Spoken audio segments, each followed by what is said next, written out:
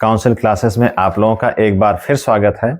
उत्तर प्रदेश विशेष की क्लास हम लोगों की चल रही है। उद्देश्य मात्र एक है कि उत्तर प्रदेश में जितनी भी परीक्षाएं होती हैं, जिसमें उत्तर प्रदेश का महत्वपूर्ण स्थान रहता है, जो भी परीक्षाएं होती हैं उत्तर प्रदेश विशेष, जिसमें से उत्तर प्रदेश विशेष के प्रश्न जिसमें सर्वाधिक आते हैं, ज़्यादा आते हैं, तो उसको कवर करने के लिए हम लोगों ने एक श्रृंखला चलाई हुई है कि कई क्लासेस उत्तर प्रदेश की चल चुकी हैं। उसमें हम लोगों ने जनजातियों के बारे में या अन्य कई प्रकार के टॉपिक हम लोगों ने पढ़ लिए हैं।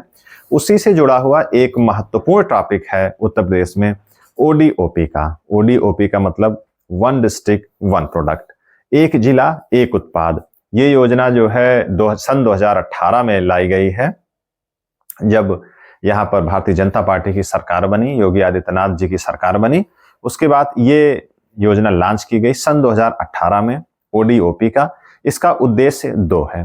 एक उद्देश्य ये है कि जितने उत्पाद हैं उन जिलों में उन उत्पादों को बढ़ावा मिलेगा, तो उनका प्रोडक्शन बढ़ने की वजह से एक रोजगार उत्पन्न होगा, एक ये, और उस उत्पाद को उन जिलों में रखा गया है कि ऐसे जिले जिनमें जो वो प्रोडक्शन है, जो चीजें हैं उन जिलों की ही है, तो उनके उत्पादन को बढ़ाने के लिए उस जिले में उसके लिए संभाव्य जगह मिलेगी, आसानी से उस जिले में उसका प्रोडक्शन बढ़ाया जा सकता है। तो ऐसे उत्पादों का चयन किया गया है जिनका उत्पादन उन जिलों में पहले से बहुत आसानी से, बहुत कम खर्च में और सामान्य ग्रामीण से लेकर के बहुत बड़े व्यापक पैमाने पर जिनका उत्पादन आसानी से हो सकता है। तो ये दो उद्देश्य हमारे रहे हैं ओडीओपी को लेकर के।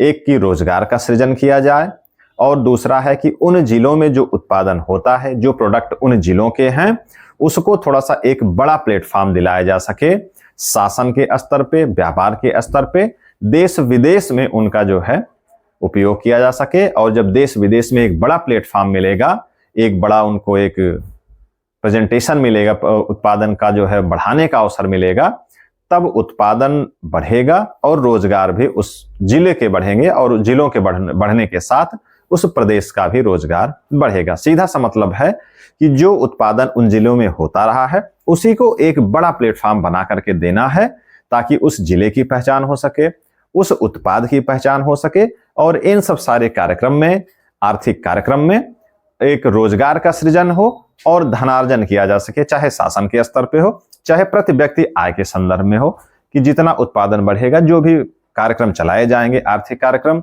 लोगों की प्रति व्यक्ति आय बढ़ेगी, उनकी सहभागिता बढ़ेगी और शासन के स्तर पर भी एक आय का अर्जन होगा। तो सीधे हम लोग देखते हैं थोड़ी सी जानकारी सिर्फ इस बारे में कि ओडीओपी कब चलाया गया, कब ये लॉन्च किया गया। सन 2018 में लॉन्च किया गया। एक प्रश्न ये है। और जो दूसरा प्रश्न बनेगा कि जो भी उत्पाद हैं, जो भी विशिष्ट उत्पाद हैं, वो किस जिले के हैं, उस उत्पाद का नाम और उन जिलों का नाम। जितने भी जिले हैं, 75 जिले हैं, सब में एक एक उत्पाद रखा गया है जो उन जिलों में पहले से उत्पादित होते रहे हैं, उसको रखा गया है। और हम लोग पढ़ेंगे किनको, जो महत्वपूर्ण जिले हैं या महत्वपूर्ण जो उत्पाद हैं, जो परीक्षा में कई बार आए हुए हैं या जिनके आने की संभावना है। हम पूरे 75 जिलों को ना पढ़ करके मुख्य जिलों को यहां पर पढ़ेंगे। तो आइए सीधे देखते हैं हम लोग जिला और जो उनके विशिष्ट उत्पाद हैं। देखते हैं सबसे पहले अमेठी जनपद। अमेठी का जो विशिष्ट उत्पाद है वो क्या है? मूंज। क्या है? मूंज। मूंज के बारे में हो सकता है कुछ लोग जानते हो, कुछ लोग ना जानते हो। मूंज एक सरपत की तरह, थोड़ा सा सरपत बहुत ही कटीला होता है, मूंज थोड़ा सा कम कटीला होता है। सरपत की पत्तियां थोड़ी सी चौड़ी होती हैं और मूंज जो है उसी की तरह का या उसी से आसपास का जो ये खरपतवार की तरह निकाला जाता है, उससे डलिया और भी तमाम तरह की प्लेट टाइप में बड़ी सी चीजें और तमाम कलाकृतियां, सजावटी की तमाम चीजें मूंज से बनाई जाती हैं। ये घास फूस की तरह ही उत्पाद है मूंज का। तो इससे कुछ चीजें बना करके इसको बेची जाएंगी। अलीगढ़ ताला, इसके बारे में आप लोग भली भांति परिचित हैं।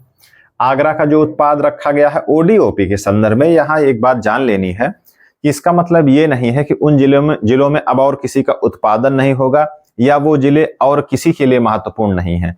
ये विशिष्ट उत्पाद शासन की तरफ से रखा गया है, जो एक सामान्य तौर पे मानक बनाया गया है, एक प्रकार से सर्वे करके बनाया गया है कि इन जिलों में इसका मुख्य तौर पे उत्पादन होता है और सारी चीजों का उत्पादन होता है, होता रहेगा, वो सारी चीजें चलती रहेंगी, लेकिन उन जिलों में ओडीओपी के संदर्भ में यही उत्पाद उन जिलों के माध्यम से जाने जाएंगे। आगरे का चमड़ा उत्पाद, आजमगढ़ का काली मिट्टी और कलाकृति, इसको रखा गया है। आजमगढ़ में काली मिट्टियों से बनी हुई कलाकृतियों के लिए रखा गया है। प्रयागराज का मूंज उत्पाद, उन्नाव का जरी और जरदोजी का काम, कढ़ाई सिलाई और जो कपड़े होते हैं उसमें जो जरी का काम होता है वो काम है उन्नाव जनपद में। एटा जनपद में घंटा और घुंघरू, इसका उत्पादन होता है, और अब जब ये योजना चलाई गई है तो इस पर विशेष बल दिया जाएगा कि घंटा और घुंघरू का जो ये उत्पादन है एटा से हो, इसको बड़ा प्लेटफॉर्म मिले और इसके उत्पादन में और बढ़ोतरी हो।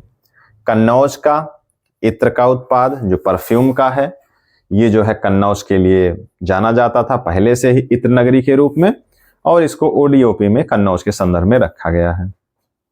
कानपुर नगर का चमड़ा उत्पाद, कानपुर देहात का जस्ता बर्तन, गोरखपुर का मिट्टी के बर्तन जिसको टेराकोटा कहते हैं, ये गोरखपुर जनपद में रखा गया। हमको सिर्फ जानना है जनपद और उनके विशिष्ट उत्पाद ओडीओपी के संदर्भ में। गौतम बुद्ध नगर सिले सिलाए वस्त्र, चित्रकूट में लकड़ी के खिलौने, झांसी में सॉफ्ट खिलौने, पीलीभीत में बांसुरी, बाराबंकी में हथकरघा, कौन सा, हथकरघा से बने हुए उत्पाद जो हैं, बिजनौर में काष्ठ शिल्प, लकड़ी के जो कलाकृतियां हैं वो बिजनौर जनपद में, बुलंदशहर चीनी मिट्टी के बर्तन, मुरादाबाद धातु शिल्प, मुरादाबाद को पीतल की नगरी भी कहा जाता है। धातु शिल्प का मतलब है धातुओं से बने हुए शिल्प जो भी होंगे, केवल पीतल के ही नहीं और भी सारी चीजें जो धातुएं हैं उनसे बने हुए जो कलाकृतियां हैं उसके लिए मुरादाबाद को जाना जाएगा। मेरठ खेल का सामान, रामपुर पैचवर्क, लखनऊ चिकनकारी, चिकनकारी का मतलब है जो चिकन के कपड़े होते हैं उनमें कढ़ाई, जो विशिष्ट प्रकार की कढ़ाई होती है उसको चिकनकारी कहते हैं। लखनऊ का चिकनकारी, वाराणसी रेशम उत्पाद, सीतापुर में दरी का उत्पाद, प्रतापगढ़ में आंवले का खाद्य प्रसंस्करण से जुड़ा हुआ मामला है। ये आंवला प्रमुख तौर पे आंवले का उत्पादन होगा और उसको प्रसंस्करण उसका करके और उसका जो है चाहे डिब्बों में पैक करके चाहे उसके विशिष्ट प्रकार के कई अन्य उत्पाद बना करके देश विदेश में भेजे जाएंगे। ये इस तरह से प्रतापगढ़ में आंवले का है। फिरोजाबाद कांच, कांच से जुड़ा हुआ उत्पाद फिरोजाबाद, अयोध्या गुड़, बलिया बिंदी, बहराइच गेहूं के डंठल की कृति, जो गेहूं होता है उसका जो डंठल होता है पतली पतली, वो स्ट्रा की तरह थोड़ा सा लंबा रहता है, जैसे स्ट्रा होता है कोल्ड ड्रिंक या काफी पीने के लिए, तो स्ट्रा की तरह पतला पतला होता है, थोड़ा चिकना होता है, गेहूं कलर का होगा ही, चिकनाहट उसमें होगी। उसके डंठल से तमाम कलाकृतियां बनाई जाती हैं, सजावटी सामान बनाए जाते हैं, कुछ उपयोगी सामान भी बनाए जाते हैं। तो ये बहराइच का है, गेहूं की डंठल की कलाकृतियां रहेंगी। संत रविदास नगर कालीन, हाथरस हींग के लिए। सिद्धार्थनगर काला नमक नाम का चावल, खुशबूदार चावल है ये, काला नमक इसका नाम है और इसका कलर भी काला होता है, हालांकि चावल का कलर काला नहीं होता है, उस धान का कलर काला होता है। तो सिद्धार्थनगर जनपद में प्रमुख रूप से उपजाया जाने वाला ये काला नमक चावल है जो अपनी खुशबू के लिए जाना जाता है। हमीरपुर जूती के उद्योग के लिए, उत्पाद के लिए। श्रावस्ती जनजातीय शिल्प, जनजातियों के द्वारा बनाया जाने वाला जो शिल्प है, जो कलाकृतियां हैं, चाहे वस्त्र हो चाहे अन्य मिट्टी के सामान हो, लकड़ी के सामान हो, जो भी विशिष्ट प्रकार की कलाकृतियां हैं वह श्रावस्ती में ओडीओपी के संदर्भ में रखा गया है। जनजातीय शिल्प।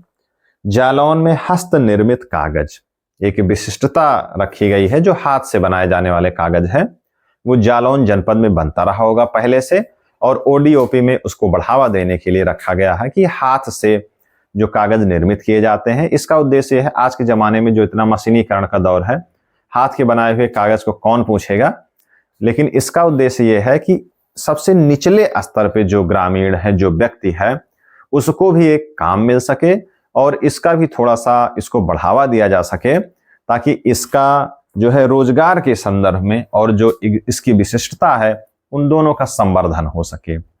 ये जो कलाकृति है, जो ये कला है, वो भी जीवित रहे और अंतिम पायदान पे जो व्यक्ति बैठा हुआ है, जो उद्योगों से काफी दूर है, गांव में है, उसको एक काम मिल सके, उसको रोजगार मिल सके और उसके माध्यम से कुछ धनार्जन हो सके। तो इसलिए ऐसे यहाँ पर प्रोडक्ट रखे गए हैं कि हस्त निर्मित कागज जालौन जनपद का है। महोबा जनपद में गौरा पत्थर शिल्प, कौन सा? गौरा पत्थर शिल्प, मतलब पत्थरों के वहां पर जो कलाकृतियां हैं उसके लिए जो गौरा पत्थर है उसकी कलाकृतियों के लिए ओडीओपी में वहां पर रखा गया है। तो इस तरीके से हम लोगों ने देखा कि लगभग 25 से 30 जनपदों के बारे में हमने पढ़ा। हालांकि जनपद 75 हैं, 75 उतने महत्वपूर्ण नहीं हैं। अगर आप उनको पढ़ पाते हैं, उनको रट पाते हैं तो बहुत अच्छा है।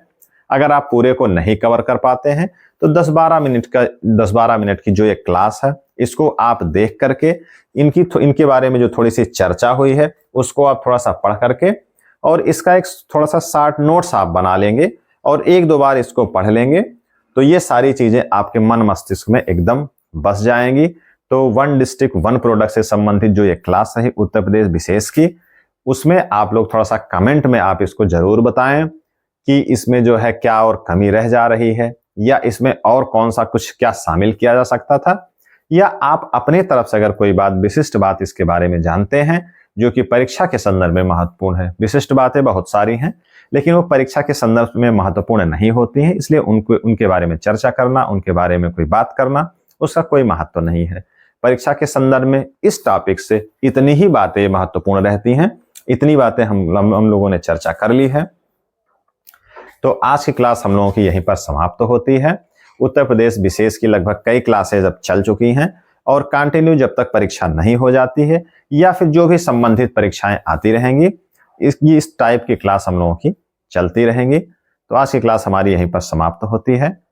कमेंट में आप लोग जरूर लिखें, कुछ ना कुछ आप अच्छा या बुरा कुछ भी लिखें और वही बात की शेयर एंड सब्सक्राइब करना ना भूलें और चैनल को हमारे जो है थोड़ा सा और बढ़ाते रहें, आप इसको जो है शेयर करते रहें ताकि और ज्यादा से ज्यादा लोग देखें। जो परीक्षाओं की तैयारी कर रहे हैं वो तो इसको जरूर देखें। हाँ ठीक है, आप शेयर और सब्सक्राइब नहीं करते हैं कोई बात नहीं, लेकिन एक बार इसको देख लें। निश्चित तौर पे महत्वपूर्ण जानकारियां यहाँ पर दी जा रही हैं कम से कम समय में, एक अनुभव से, और जो परीक्षा में आए हुए हैं वो प्रश्न आप देख पाएंगे। अगर कहीं प्रश्न पत्र आप देखेंगे तो निश्चित तौर पर आपको दिखेगा कि इसमें से कई बार ये प्रश्न पूछे गए हैं या आपको लगेगा कि इसको पूछे जाने की संभावना बढ़ती रहेगी। तो इस तरीके से जो है हम लोग इसको समाप्त करते हैं। मिलते हैं फिर नेक्स्ट क्लास में। धन्यवाद।